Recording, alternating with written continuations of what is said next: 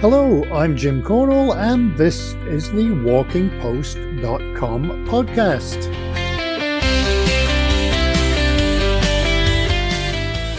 WalkingPost.com is the news website dedicated to walking, with all the latest on books, festivals, health, gear, trails, events, fitness and more. This podcast is number 45 and it's going out live on March the 20th. We headed out to do some filming in Berwick-upon-Tweed last weekend, and it didn't even rain. An amazing place, and I wish I'd been there before. If you've not been, well worth the visit, as is most of Northumberland. Even in March it was busy, and we saw an owl on the way there. Funny how to get southeast to Berwick, we have to drive all the way north to Glasgow, then across to Edinburgh, and then down again. It's a bit like crossing the Thames by going through Brighton. Let's get to March the 20th. It is Red Nose Day, French Language Day, which is odd because that's English. It's International Day of Happiness, and if only that were true. It's Ravioli Day and Frog Day and Alien Abduction Day, although it doesn't say if that's being abducted by an alien or humans abducting aliens. And spring is finally here. Well, literally, but not if you look out the window. It's the day in 1999 the first Legoland outside of Europe opened, and that was in California. And it's also the birthday of Vera Lynn and Spike Lee. For interviews, we've made it out of the mountains, although there is, I guess, a bit of an alpine connection. Last week we had a conversation with ultra-marathoner and coach Ekaterina, or Kate, Preobrazhenskaya, about her trip to the Alps. And this week we're staying in the Alps, kind of, because the travel company Exped Tribe is based there in Switzerland. And they run hikes and expeditions and treks and outdoor activities all over the world. And we will find out all about it from the company's founder, Davide Guzzardi. Before we get going, if you do have any news, guest ideas or even subjects to cover, or comments, or if you want to advertise, please do get in touch via walkingpost.com, or you can just email me at jim@walkingpost.com.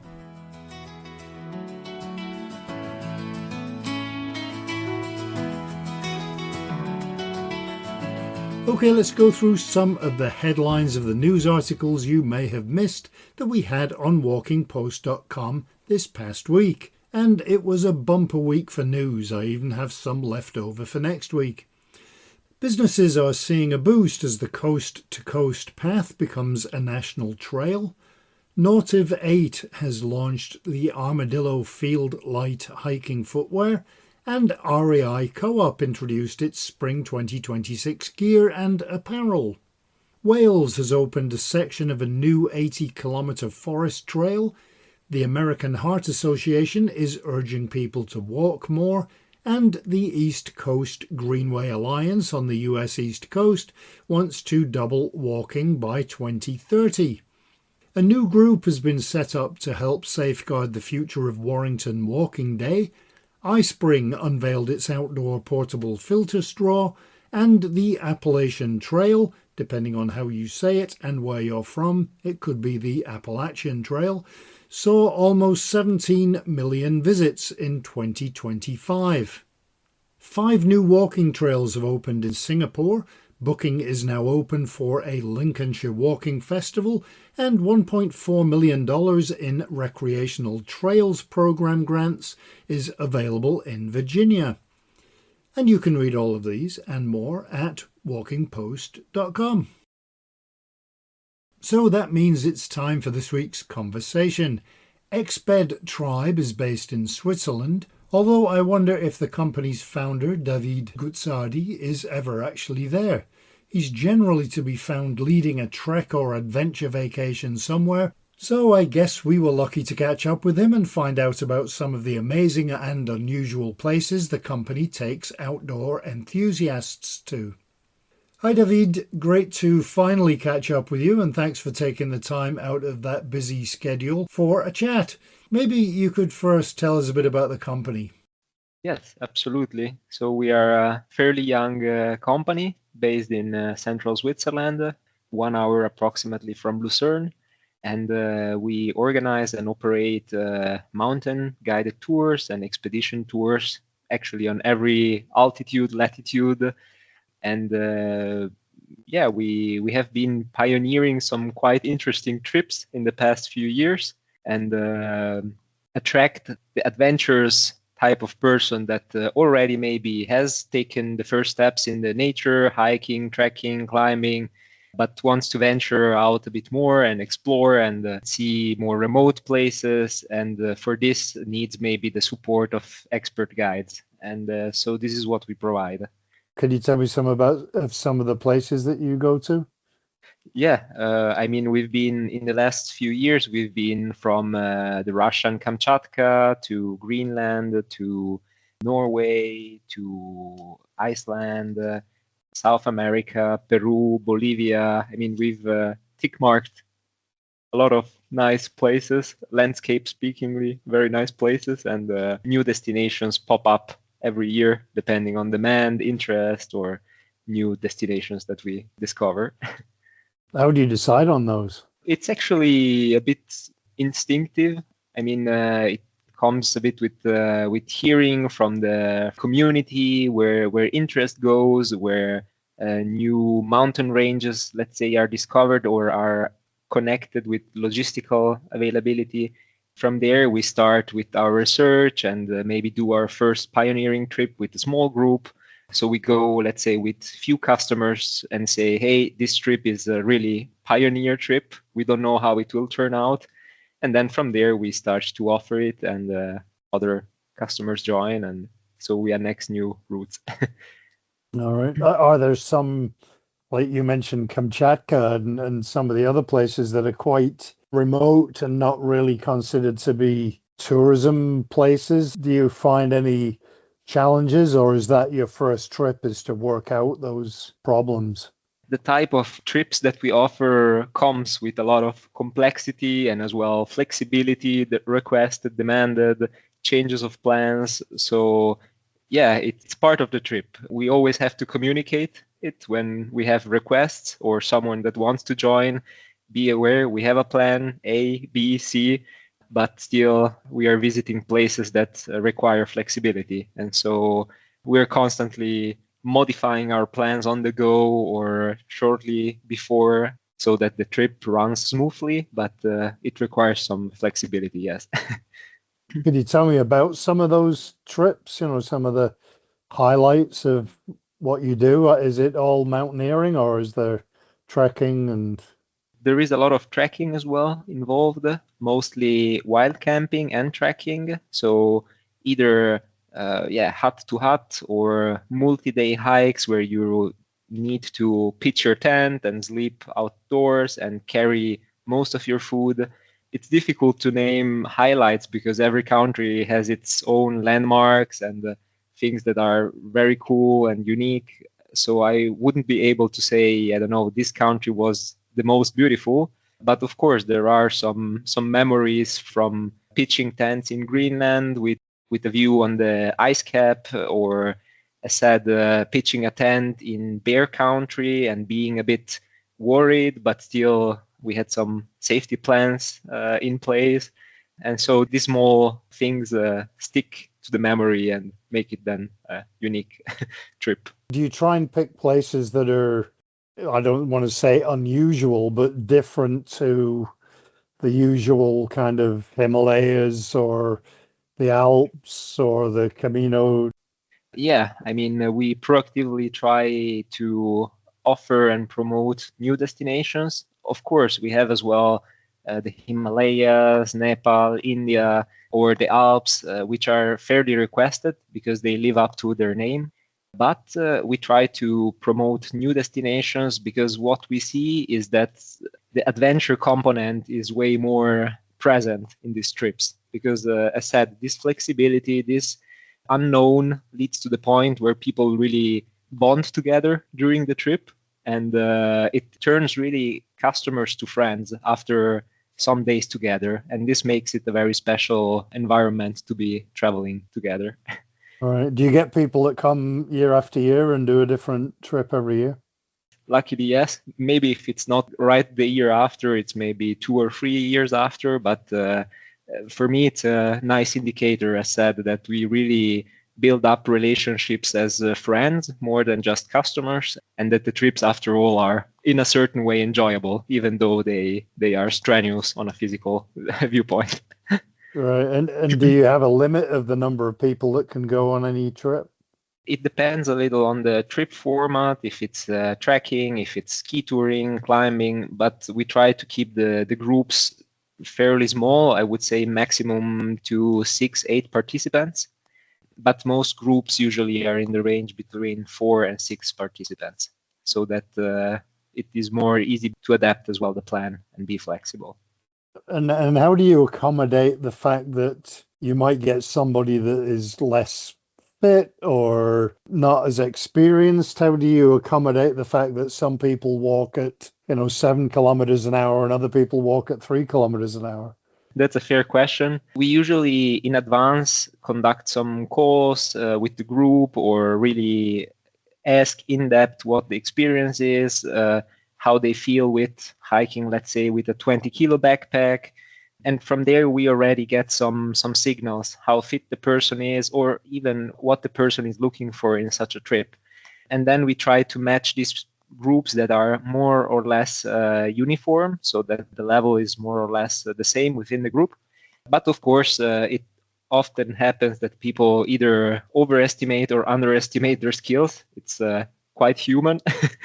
And so we try to adapt, of course, to the least fit person in the group.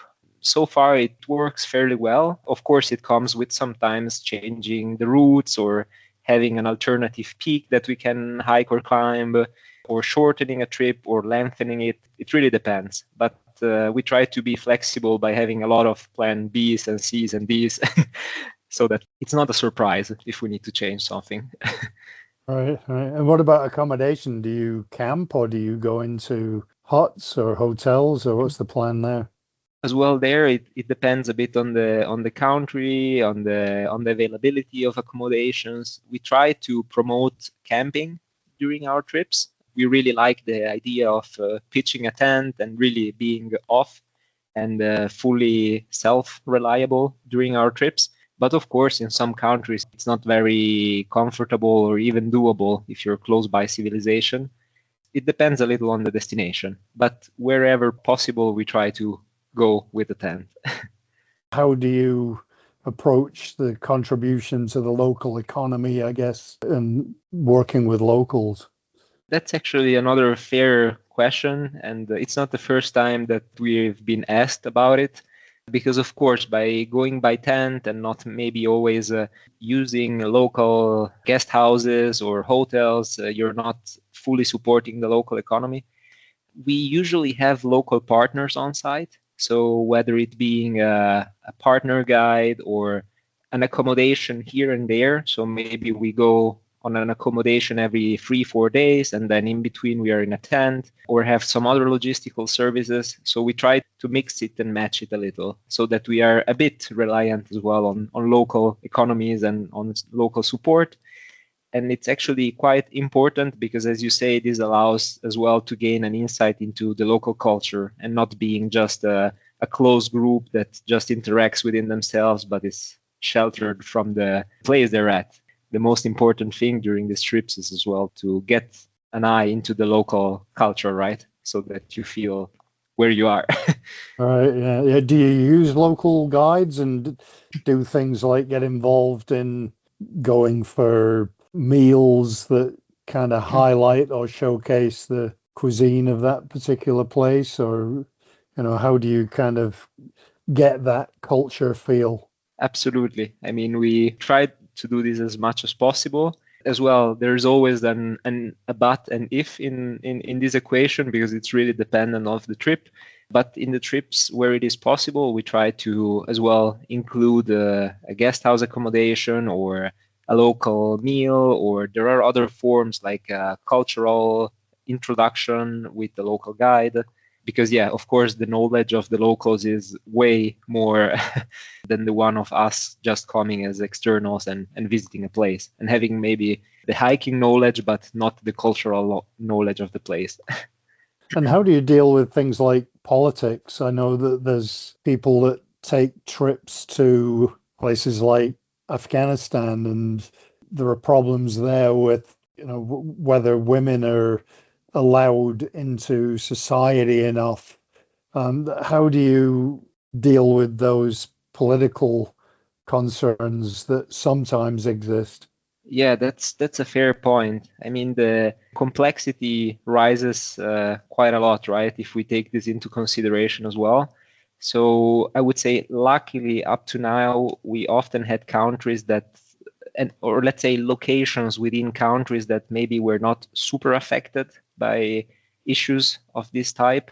At the same time, I am aware that it will not always be avoidable to visit a place where actually there are maybe partial conflicts or sensitive situations. For this, we of course try to talk with our customers in advance and try to avoid maybe from the beginning places that have these sensitive situations going on.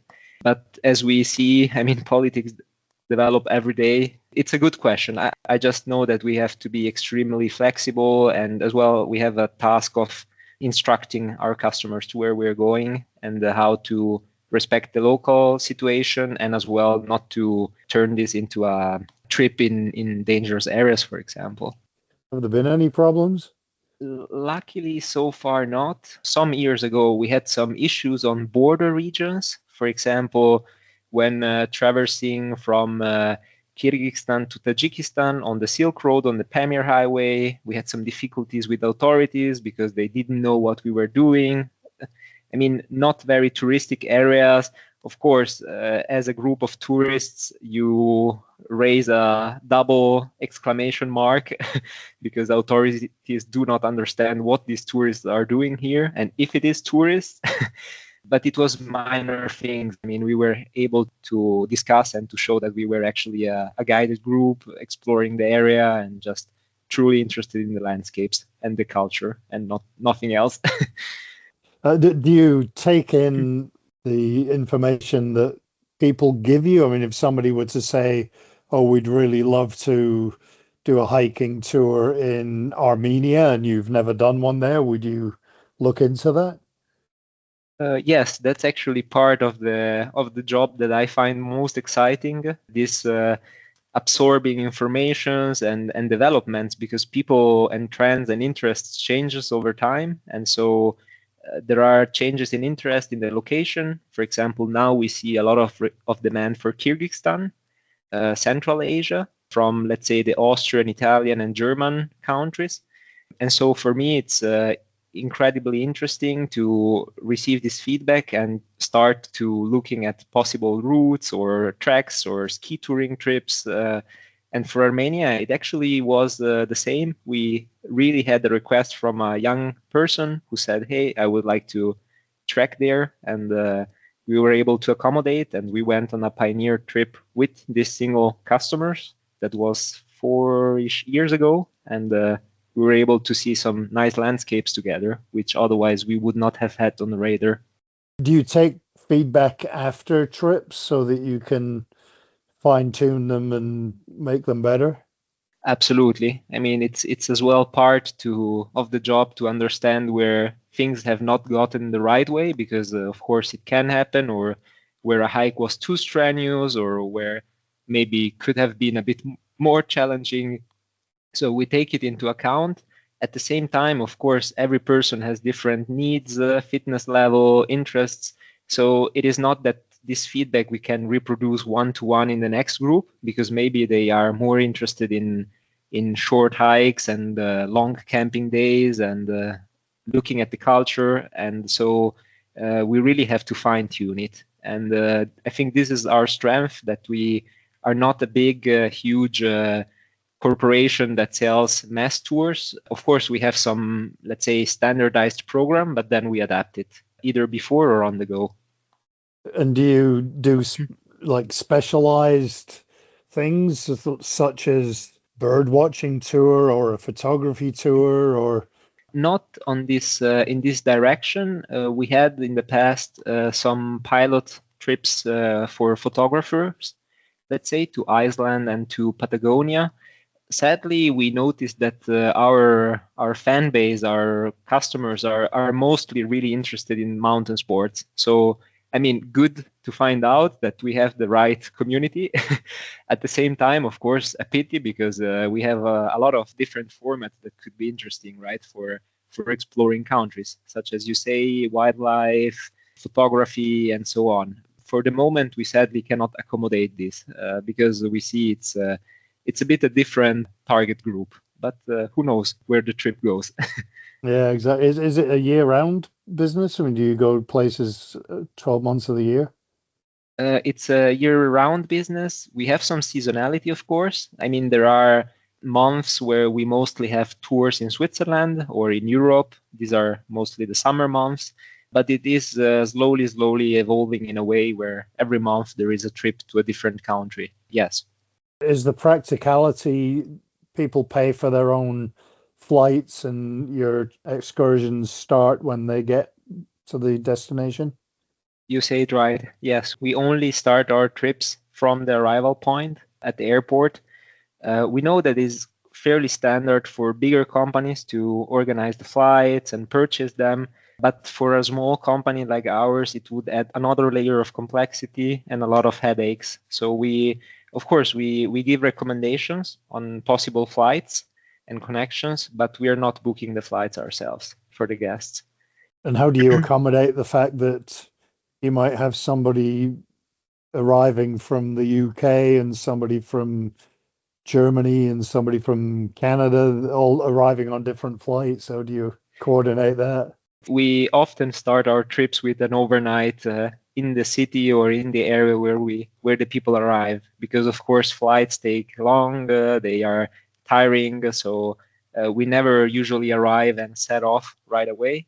We usually always have one night in the location, and so this allows to accommodate this arrival difference, right? Maybe some arrive in the morning, but then they check in, and in the evening we will have our briefing for the trip and discuss the day after where we really start. So this is a way to mitigate it. All right. What are some of the more popular places that you go to? What are the ones that fill up instantly, I guess? Well, it's as well difficult to say because in the last 5 years, I've seen that destinations really change constantly. But what I see is that, as said, the places that live up to their name, such as the Himalayas, South America, or as well the Alps, these are always and over requested. It has its benefits, of course, for us because it is easier to, let's say, organize a trip to Peru because it's requested fairly much.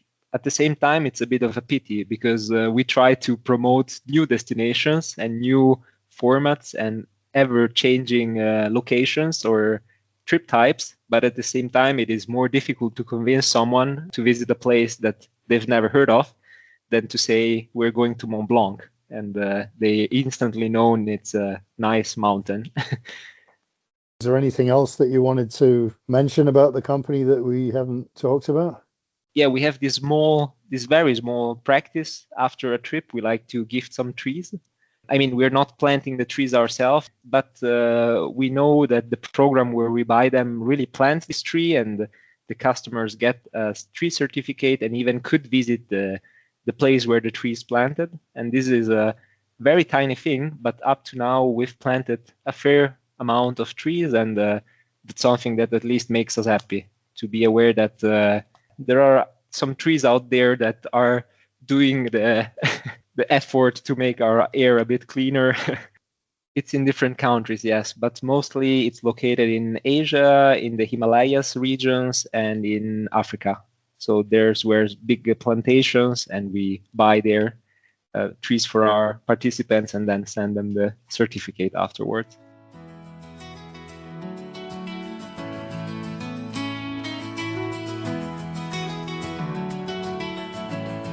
Usually when I talk to people about places, I've either been there or close to there, but David really pushes the envelope with some of those amazing trips that I could only dream of.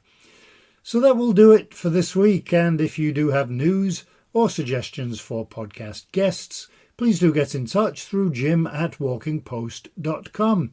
And those guests can be about a new trail, a new book, a walking festival, or someone who's done an amazing, unusual, or interesting walk somewhere. Not quite sure what I'm going to do this weekend. If it's fine, it'll either be filming or doing some photos for a book, or there's an outdoor gear event that we might go to. Depends on a few factors. I'll let you know next week. Maybe it will just be doing the weekly shopping. So I hope you enjoyed this week's WalkingPost.com podcast, and I hope you have a great week ahead, hopefully with a walk somewhere. We do have to celebrate the arrival of spring somehow. Until next time, happy trails!